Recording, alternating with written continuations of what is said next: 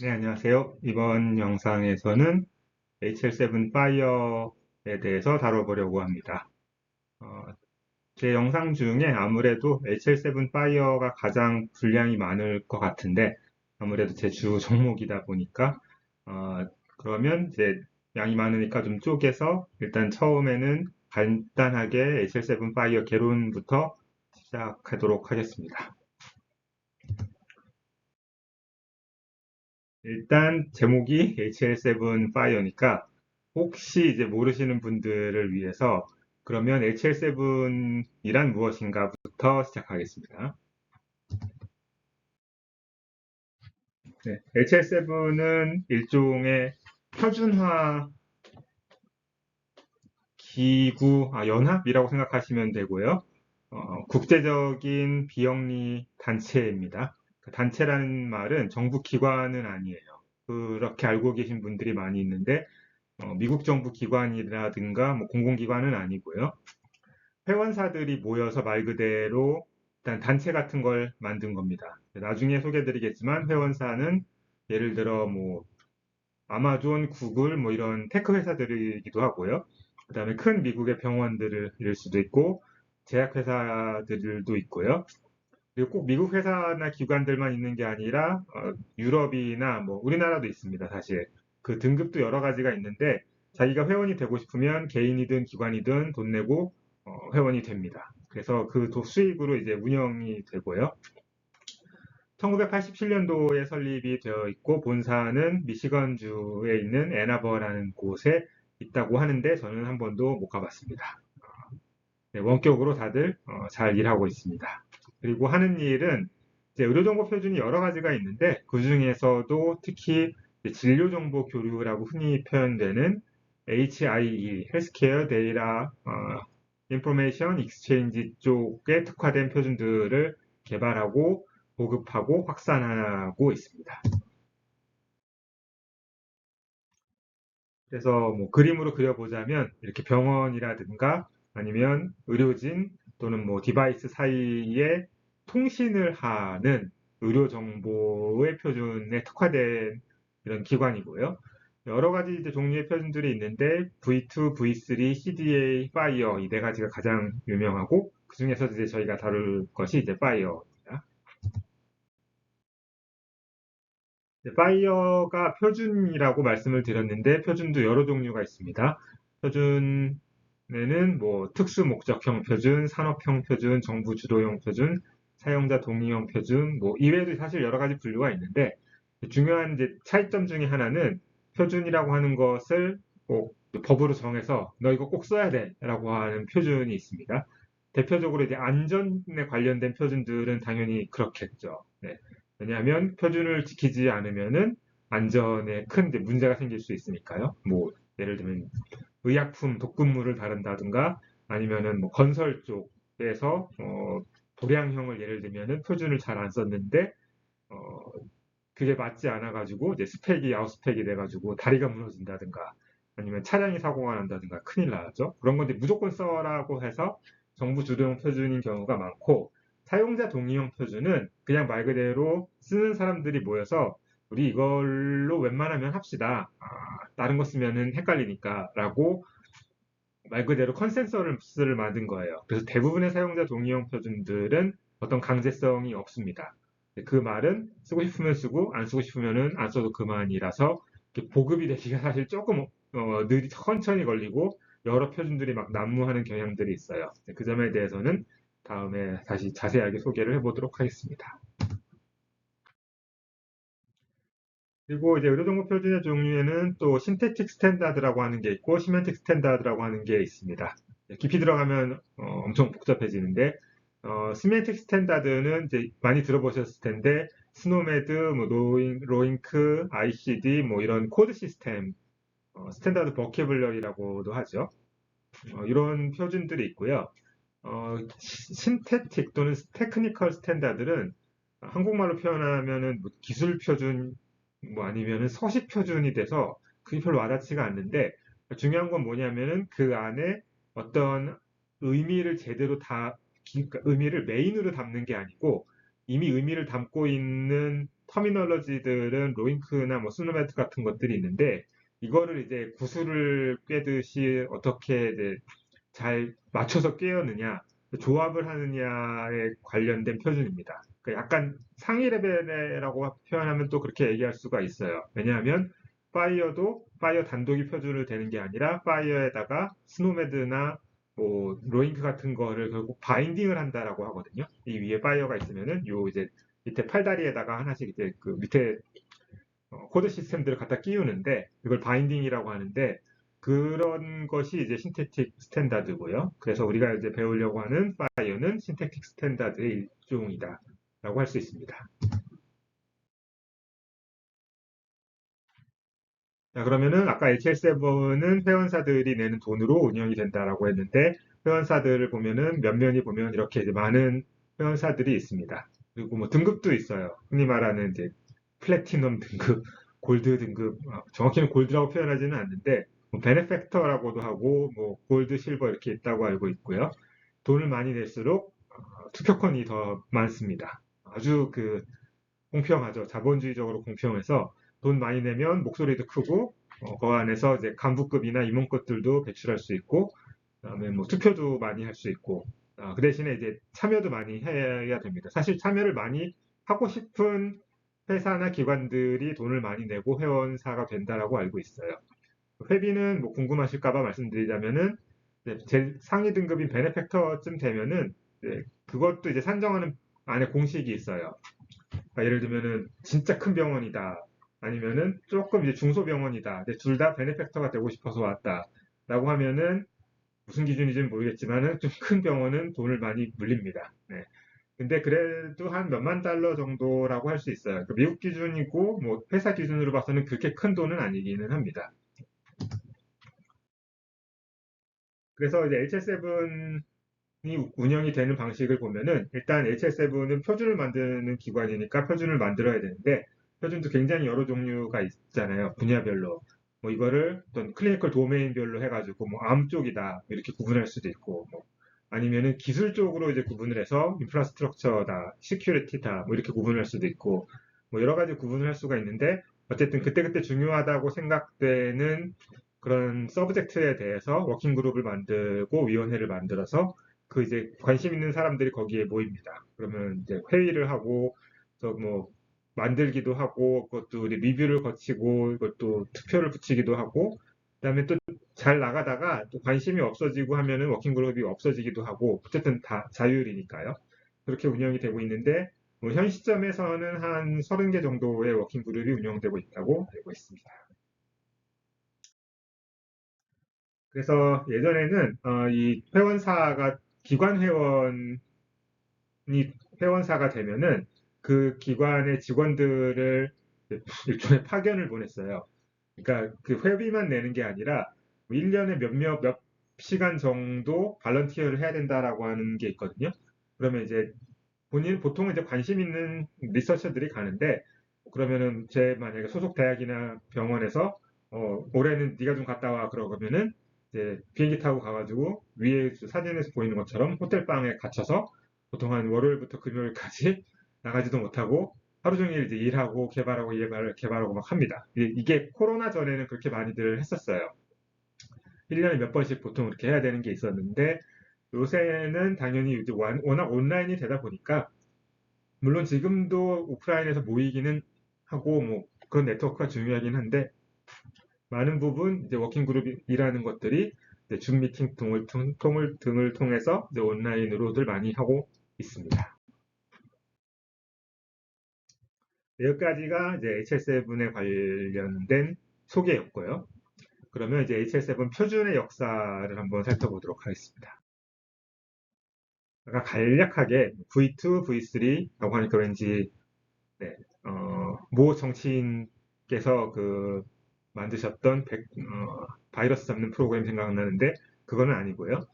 진짜로 여기 V1이라는 게 옛날에 있었습니다. 1987년도에 있었고 그 다음에 곧 없어지고 V2라는 게 만들어져서 지금까지 사실 쓰이고 있어요. V2가 정말 이제 장수하는 HL7의 대표 표준이었고요. 한 40년 동안. 그 다음에 뭐 그 위에 V3도 있었고 여러 가지 뭐 아덴 신텍스 그다음에 뭐 CCOW 여러 가지 표준이 있었는데 잘 된 것도 있고 되다가 말아서 사라진 것도 있고요.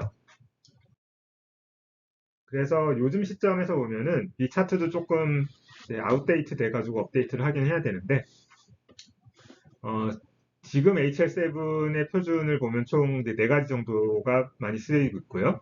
V2는 가장 먼저 생겨서 아직 쓰이고는 있는데 이제 점점 저물어 가고 있고요. V3는 야심차게 내놨는데 망했습니다. 그래서 지금 HL7 대문 홈페이지에서도 거의 파여서 안 보이고요. CDA는 지금까지 잘 쓰고 있습니다. 근데 이것도 조금씩 줄어들고 있고, 파이어는 그중에 가장 막내 표준인데, 이제 나온 지 한 10몇 년 됐는데, 가파르게 상승하는 걸 볼 수가 있죠. 그리고 그냥 많이 쓰이는 게 아니라 V2나 V3, CDA의 그런 어떤 점유율을 자기가 파이어 기반으로 흡수를 하면서 성장을 하고 있어서 뭐 언젠가는 파이어가 다른 표준들을 다 대체하지 않을까 이렇게 보고 있습니다.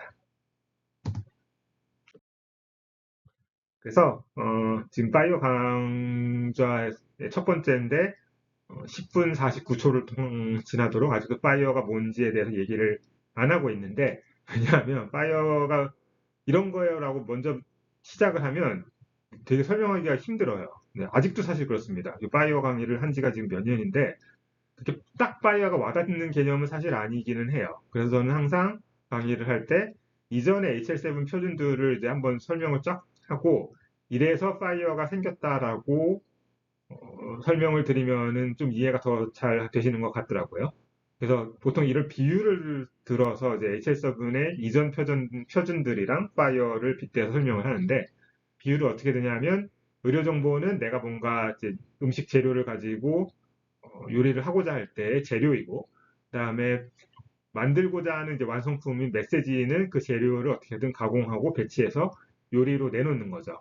그렇게 비유를 하자면 V2는 저는 이제 군대에서 보니 또는 이제 학교에서 흔히 볼 수 있는 구내 식당에서 볼 수 있는 식판의 비유를 많이 합니다. 즉 식판은 딱 보면 어떻게 생겼어요? 생긴 것도 일단 단순하고 그다음에 딱 그 담는 칸이 5개가 있죠. 그래서 1, 2, 3, 4, 5번이 있는데 제일 밑에 큰 왼쪽 오른쪽 두 칸이 가장 크니까 보통은 밥을 왼쪽에 담고 오른쪽에 국을 담는다는 게 굉장히 직관적으로 알 수가 있죠. 그리고 위에 세 칸에는 사이드 디시를 담는 정도다. 그러니까 뭘 넣든지 간에 사실은 5가지를 넘을 수가 없어요. 5가지를 넘으려면 이제 섞어야 되는데 그러면 이제 섞이면 별로 안 좋겠죠. 그래서 직관적이고 설명하기도 쉽고 이해하기도 쉬운데 문제는 너무 단순하다 보니까 이제 확장성에 문제가 있다라고 보통 비유를 드는데 V2가 사실 딱 그렇게 생겼습니다. 이 왼쪽에 보이는 V2 메시지를 보면은 이게 조금 해상도가 안 보일 수도 있는데 사실은 별거 없는 게 메시지에 이렇게 세로 짝대기가 있잖아요. 짝대기가 여러 개가 보입니다. 쭉 이렇게 가다가 짝대기, 짝대기, 짝대기, 짝대기, 짝대기 이렇게 있는데 이거는 뭐냐면은 내가 표현하고자 하는 의료 정보를 일렬로 이렇게 쫙 세운 거예요. 시리얼라이즈 됐다라고 합니다. 유식한 말로. 직렬화했다라고 하는데 그래서 직렬화를 한 다음에 1번에는 이거 넣고 2번에는 이거 넣고 3번에는 저거 넣고 4번에는 이거 넣고 라고 아예 정해 놓은 거예요. 간단하게 비유를 들자면 1번에는 성, 2번에는 이름, 3번에는 생년월일, 4번에는 주소, 5번에는 전화번호, 6번에는 뭐 이런 식으로 쭉 넣은 거예요. 그러니까 보내는 사람은 말 그대로 그 순서만 헷갈리지 않고 그대로 넣어서 보내면 되고 받는 사람도 그대로 그냥 읽으면 돼요. 1번에 성, 2번에 이름, 3번에 뭐 네, 그런 식으로. 그래서 이런 어떤 직관적인 그 구조 때문에 굉장히 임플리멘테이션 하기가 쉽고 어, 지금까지도 쓰이고 있는 이유 중에 하나가 이제 쉬워서입니다. 근데 문제는 확장성이 영 아니죠. 네, 왜냐하면 뭘 하든지 간에 다 직렬로 넣어야 되기 때문에 정보가 좀 많아지면 이제 쫙 길어지고요. 길어지는 것까지는 뭐 그렇다 치는데 문제는 어떤 뭐 복잡한 구조, 계층 구조라든가 서로 링크되어 있는 이런 이제 뭐 시멘틱스를 표현하기에는 아주 어려움이 많죠. 그래서 HS7의 차기 버전 야심천만만하게 메이저 업데이트를 해서 V3가 나왔습니다. V3는 일단 어떻게 생겼냐면 어떻게 생겼는지를 한마디로 설명하기도 되게 힘들어요. V3의 기본적인 어떤 정보 모델은 림이라고 하는 거를 쓰는데요. 그 림은 대충 저 왼쪽 다이어그램처럼 생겼습니다. 근데 저게 다도 아니에요. 림 모델이 엄청 많습니다. 그리고 보기만 해도 이제 어질어질하죠. 이게 엔터티 다이어그램이 얘랑 연결됐고 얘는 얘랑 연결됐고 화살표가 뭐 이리도 가고 저리도 가고 그래서 이거를 저는 음식에 비유하자면은 프랑스 요리에 빗대거든요. 프랑스 정식 요리 그것도 그러면 프랑스 정식 요리는 일단 여러분들의 첫인상이 어떠세요? 일단 고급 요리고 뭐 맛있겠죠 당연히 그리고 비싸겠죠. 근데 복잡하죠. 일단 그 아이템 이름만 봐도 이름이 읽기가 어려워요. 뭔지도 모르겠고 제발 사진 같은 것 좀 있었으면 그나마 나을 텐데 그리고 먹는 법도 뭔가 까다롭겠죠. 그리고 뭐 이거를 뭐 뭔가 좀 바꾸고 싶다라고 했었을 때 이거를 어떻게 바꿔야 될지 그것도 되게 어려울 것 같고 그러니까 좋은 건 알겠는데 너무 어려운 거예요. 네, 똑같이 V3도 그런 문제를 겪었어요. 그래서 너무 그 V2의 확장성이 제한돼 있다는 그 한계를 극복하려고 하다 보니까 막 있는 거 없는 거 다 넣어가지고 뭔가 좋은 걸 만들려다 보니까 막 이만한 게 이제 나온 거죠. 그래서 V3가 아예 안 쓰인 건 아닌데 저도 이제 한 15년 전에 유타에 처음 왔을 때 그 지네릭 리스크 어세스먼트 애플리케이션을 하나 만들면서 그때 이제 하버드 메디컬 스쿨의 V3 웹 서비스를 써서 구현을 하려고 해서 V3를 했는데 쉽지 않더라고요. 네, V3가 보통 프로젝트 한 번 하는데 걸리는 시간이 보통 1.5년에서 2년쯤 걸리고 뭐 그렇다는 이제 통계도 있어요. 그러니까 너무 어렵고 이제 오래 걸리고 하다 보니까 프로젝트를 다 이제 터져 나가는 거죠. 그래서 사실 결국은 실패를 했습니다. 그래서 지금 거의 안 쓰고 있고요. CDA라는 게 있습니다. CDA는 사실은 정확히는 V3의 일종인데 문서의 표준화, 문서에 특화된 겁니다. 그 이름 자체가 다큐먼트가 들어가 있어요. 그래서 V3보다는 훨씬 더 이제 직관적인 그런 구조를 갖고 있고요. 왼쪽에 보이는 이제 Continuity of Care 다큐먼트만 봐도 뭐 이렇게 생긴 거다라는 게 딱 보면 감이 오죠. 그리고 그 용도도 이제 제한돼 있죠. 다큐먼트를 표현하기 위한 거다라고 딱 보니까 확실히 좀 네, 어떤 그 V2와 V3의 중간 정도의 어떤 잘 위치를 한 것 같아요. 포지셔닝을. 그래서 여태까지 잘 쓰이고 있고 한국에서도 진로정보교육 프로젝트 같은 곳에 쓰이고 있다고 알고 있습니다. 그래서 저는 비유를 하기로 그 CDA는 약간 런치 스페셜 같은 거다라고 보통 비유를 많이 해요. 왜냐하면은 런치 스페셜은 점심 메뉴잖아요. 여러분들 직장인들은 특히 점심 먹을 때 크게 고민을 안 하시죠. 왜냐하면 1시간 안에 먹어야 되고 뭐 예산도 뻔하잖아요. 요새 점심값이 많이 올랐다고는 들었는데 15,000원, 뭐 한 2만 원 사이에서 정식을 먹는데 오늘은 뭐 5만 원짜리 먹어야지 이러진 않잖아요. 그리고 뭐 직장 가까운 데에서 먹어야 되고 그러다 보니까 선택지가 되게 이제 간단하기 뻔한 거예요. 돈가스, 저는 돈가스 매니아이기 때문에요. 돈가스 무슨 뭐 생선가스를 먹던가 아니면 뭐 비빔밥을 먹던가 아니면 간단하게 찌개류를 조그만 걸 하나 먹던가 뭐 그렇겠죠. 아니면 뭐 햄버거를 먹던가요. 그래서 그런 런치 스페셜에 저는 보통 비유를 많이 하는 편이고요. 어쨌든 HL7은 이제 파이어를 만들기 이전에 그 이제 파이어를 만든 사람들도 어디서 뚝 떨어져서 가지고 파이어를 오늘부터 새로 만듭시다라고 한 게 아니고 다 이것저것 해봤던 사람들이 이제 그것도 어느 날 하루 만든 게 아니고 그냥 이제 조금씩 조금씩 개념을 정립해서 만들었거든요. 근데 특히 이제 V3의 교후 실패로부터 교훈을 많이 얻었다라고 해요. 그 교훈은 예를 들면은 표준은 일단 좀 쉬워야 된다. 너무 복잡하면 개발자들 힘듭니다. 그리고 너무 많은 선택지를 굳이 주실 필요가 없고, 그다음에 모든 걸 표현하려고 할 필요도 없고, 80대 20 정도의 원칙을 지키면 된다.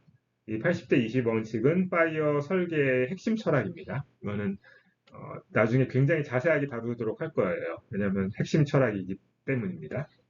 그리고 마지막, 아까 서두에서 그 파이어는 컨센서스 스탠다드, 즉 사용자 동의 표준이라고 했잖아요.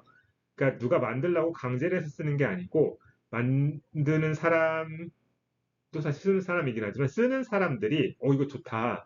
우리 다 같이 이거 씁시다라고 공감대가 이루어지고 또 실제로 씀으로 인해서 어떤 혜택이 있고 그리고 효과가 있어야지 쓰게 되거든요. 즉 표준이란 만드는 사람이 아닌 쓰는 사람에 의해서 정해지는 거다라고 하는 이제 교훈들을 얻었다고 합니다. 그래서 드디어 이 강의를 시작한 지 19분 46초 만에 드디어 이제 파이어란 무엇인가에 대해서 설명하도록 하겠습니다. 자, 일단 용어가 있으니까 용어 풀이부터 하겠습니다. 파이어는 fast, 그다음에 가로 열고 to implement, healthcare, interoperability, resources, 가로 열고 building block이라고 되어 있습니다. 그러니까 이 fire라고 FHIR이라고 쓰고 불꽃 로고가 되게 유명한데 그냥 진짜 그 불의 fire라고 읽어요.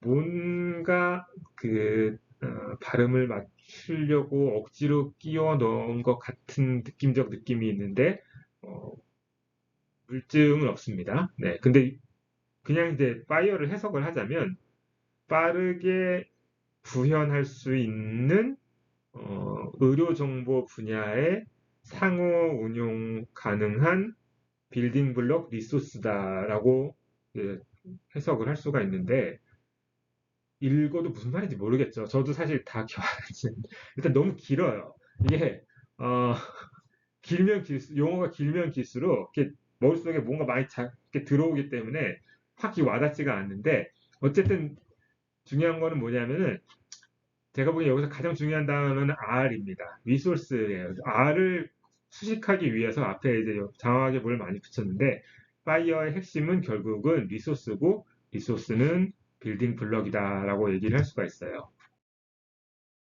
그래서 이제 파이어란 무엇인가 한마디로 표현을 하자면 HL7이 개발한 차세대 상호운용성 프레임워크고요. 원래는 이제 진료정보교류 표준이라고 했는데 지금 아예 프레임워크라는 표현을 많이 씁니다. 이게 제일 중요한데 리소스라고 하는 모듈화된 컴포넌트로 구성되어 있습니다. 그리고 이 단위 리소스를 조합해서 굉장히 다양한 헬스케어, IT 애플리케이션, 시스템, 서비스 등을 개발할 수 있고요. EHR 시스템, 모바일, 클라우드 등 다양한 컴퓨팅 환경에 적용 가능하다라고 합니다. 그러면 그럼 도대체 리소스가 뭐냐라고 하면은 일종의 레고 블럭이라고 생각하시면 됩니다. 아까 리소스 이퀄 빌딩 블럭이라고 했었는데 정말 비슷해요. 그러니까 여러분들이 레고로 뭔가 만든다라고 했을 때 오른쪽에 있는 강아지, 마법사, 유니콘 이런 걸 만든다라고 했을 때 내가 이런 걸 만들려고 하면은 블럭이 이제 좀 필요할 텐데 네모난 모양의 이런 길이의 하얀 블럭은 몇 개, 그다음에 세모난 모양의 파란 블럭은 몇 개, 그리고 그걸 이렇게 조합하면 되지 않을까 이런 생각이 딱 들고 단위 블럭을 찾아서 이제 모으기 시작하시잖아요. 딱 비슷하다고 생각하면 됩니다. 그러니까 일단 블럭이 뭔지 정도는 알아야 돼요. 그런 다음에 내가 만약에 뭘 만들고 싶은데 예를 들면 디스차지 서머리를 하나 만들고 싶은데 그러면 여기에 환자 정보도 들어가야 되고 인카운터 중에서 인카운터 디스차지에 해당하는 정보도 필요하고 그러면 디스차지 할 때 진단 비용도 들어갈 테니까 진단도 필요하고 이런 게 생각이 나잖아요. 그러면은 그걸 구성하기 위해서 필요한 단위 블럭들을 왼쪽에 있는 리소스에서 찾아서 조합을 하는 겁니다. 그래서 어느 파이어 강의를 가든지 간에 파이어를 뭔가 설명하고자 할 때 저 이제 레고 블럭 예를 많이 듭니다. 그래서 파이어는 2011년도에 개발이 되었고요. 그 지금까지도 사실 성숙도가 발전을 하고 있습니다.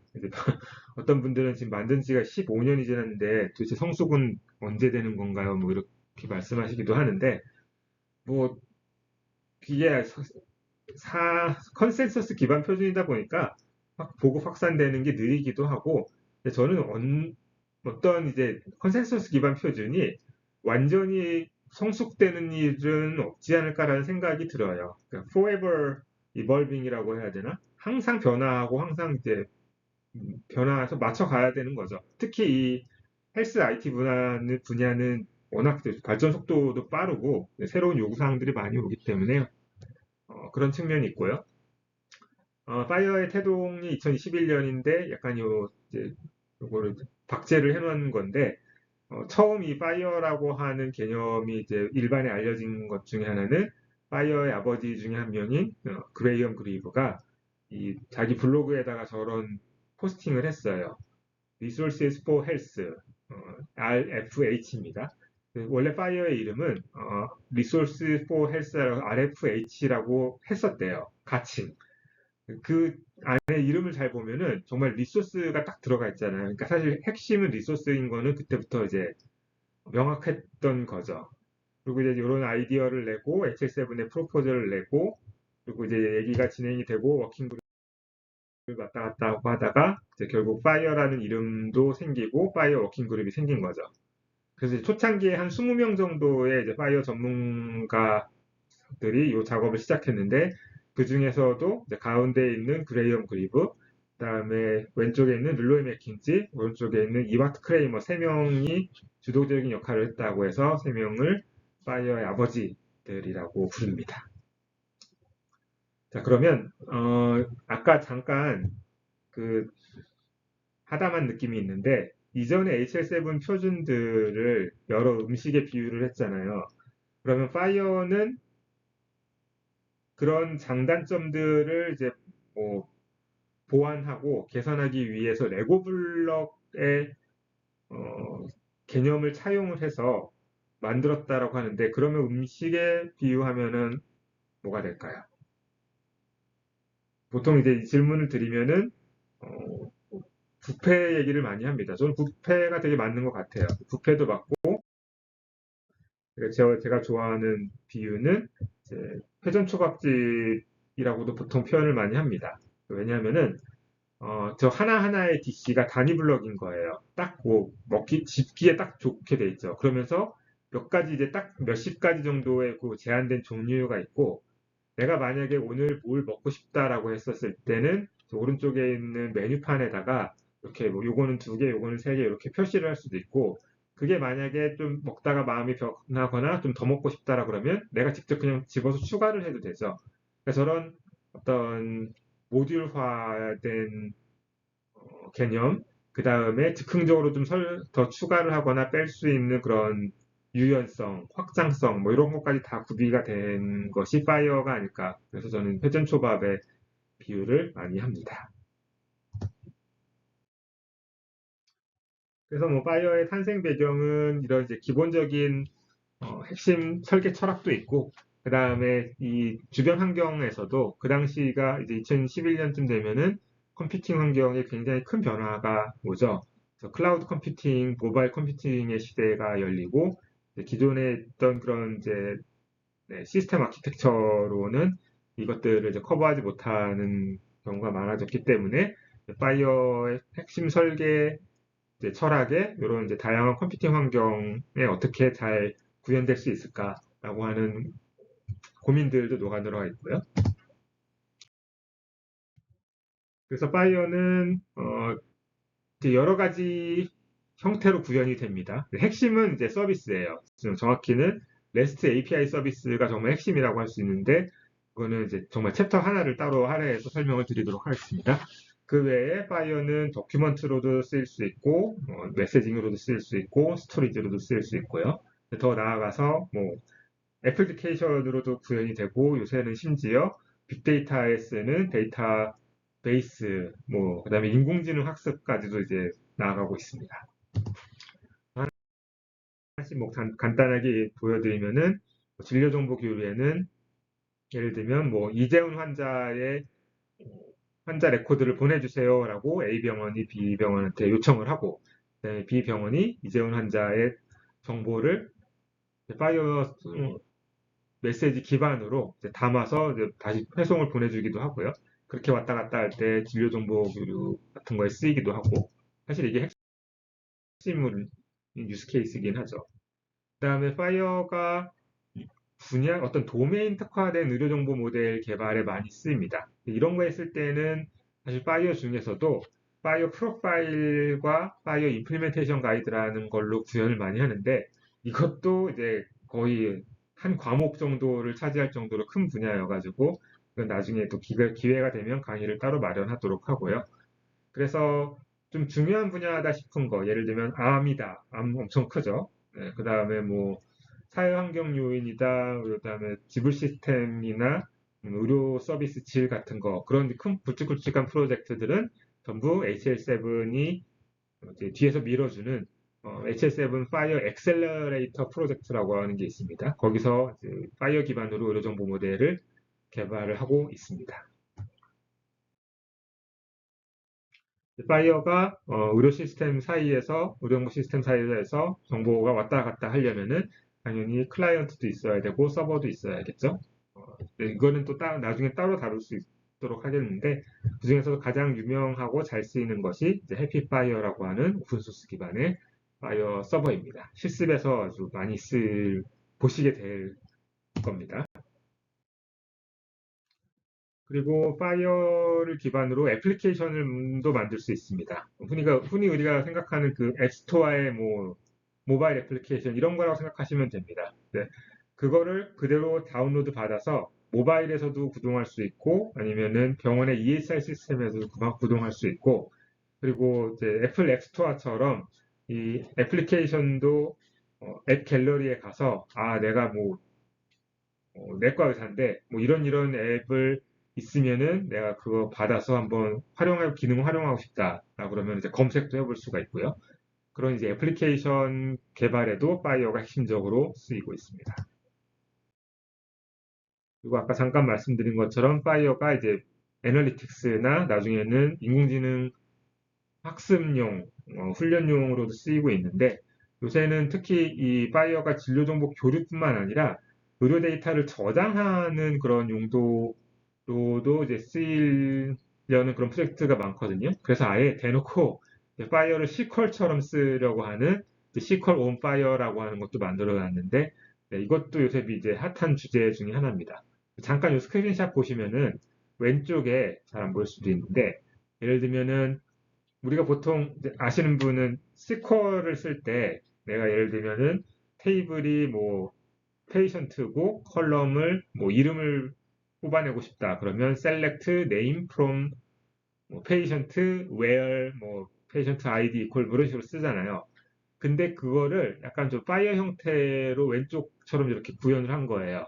그래서 보시면은 resource patient가 첫 줄이고요. patient로부터 select를 하는데 컬럼에 뭐 pass는 id고 name은 c underscore id고 이렇게 그 컨디션 자체를 서치 컨디션 자체를 저렇게 쓴 거예요. 그러면 오른쪽에 있는 저 테이블로부터 그 조건에 맞는 쿼리에 맞는 이제 결과값들이 뽑혀 나오는 거죠. 그래서 이것도 굉장히 재밌는 주제 중에 하나고요. 그래서 이제 굉장히 많은 얘기를 했는데, 파이어가 지금 어디쯤에 와 있느냐? 파이어가 개발된 지가 한 15년쯤 됐는데, 이제 많이 알려지기도 알려지고, 쓰시는 분들도 많고, 개발자도 많고, 연구도 많이 이루어졌는데, 그럼 우리는 어디쯤에 와 있느냐라고 했을 때, 작년쯤에 파이어 뎁데이 중에 하나에서, 거기는 파이어 뎁데이즈라고 하는 컨퍼런스가 있습니다. 파이어 전문가들이 많이 모이는데, 그럼 우리는 어디쯤에 있을까요? 라고 저 하이프 사이클 곡선에다가 찍어보라고 했었을 때, 한 저 정도 중간쯤에 를 많이 계신 스페셜을 하신 것 같아요. 네. 요 하이프 사이클이 혹시 이제 뭔지 궁금하신 분은 떤 특정 개념이 특히 테크 분야에서 새로 나왔을 때 우와 하고 막 뜨다가 사람들이 와 하고 몰려갔다가 이거 뭐야 이거 하고 쫙 근데 다시 내려가요. 그 거품이 꺼지면서. 그런 다음에 쓰다 보니까 또 이게 적용이 되기도 하고 쓸만했네라고 해서 조금 다시 올라가서 이제 안정화가 이르는 요 사이클을 하이프 사이클이라고 하는데 파이어는 이제 우아하던 시절도 있었고 이제 거품이 확 꺼진 시절도 있었고 이제 다시 올라오기 시작해서 이제 안정된 곡선에 들어가고 있는 게 아닌가 다들 그렇게 생각을 하고 있다라고 합니다. 네.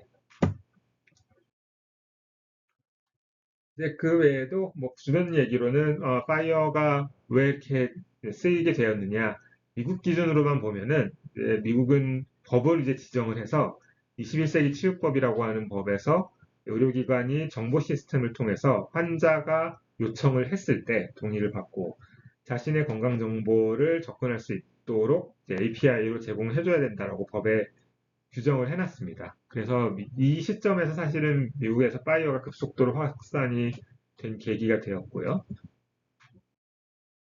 특히 이제 그 중에서도 미국에서 USCDI라고 해서 United States Common Data for Interoperability 뭐 이런 뜻일 겁니다. 그러니까 이 정도의 핵심 공통 의료 정보 항목은 제공을 해야 된다라고 아예 규정을 해놨습니다. 참고로 한국에도 이런 게 비슷한 게 있고요. USCDI 자체는 개념적인 문서이고 이거를 파이어 기반으로 기술적으로 구현해 놓은 것이 US Core Implementation Guide라는 게 또 있습니다. 그래서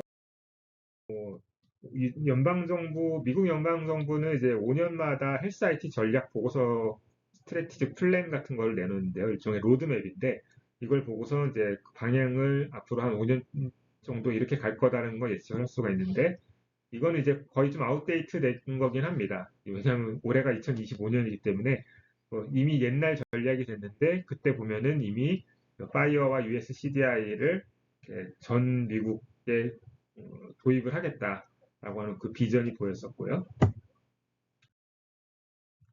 그리고 파이어는 이제 이 그림은 이제 제가 만든 건데 많이 써먹고 있습니다.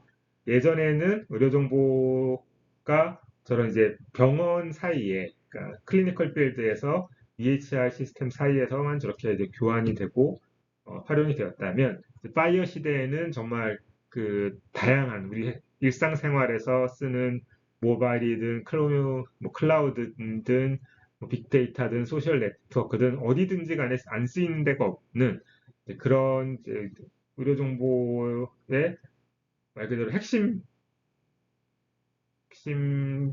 표준, 핵심 기술이 된 거죠. 그러니까 그래서 예전에는 파이어를 그냥 진료 정보 교류 표준이다라고 했다면은 이런 이제 파이어의 급속한 확산과 더불어서 파이어를 거의 무슨 인프라스트럭처 또는 뭐 프레임워크로 보는 이제 그런 의견들이나 어떤 비전들이 많이 나오고 있다고 합니다. 요약하자면 파이어는 HL7이 V2, V3, DCDA에 이어서 개발한 차세대 의료정보 교류 표준 프레임워크고요.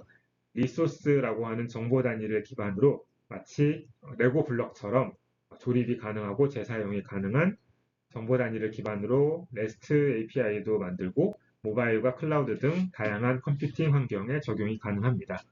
미국 기준으로는 21세기 치유법의 드라이브를 받아서 광범위하게 확산 및 사용되고 있다고 합니다. 영상은 여기까지 마치도록 하겠습니다. 감사합니다.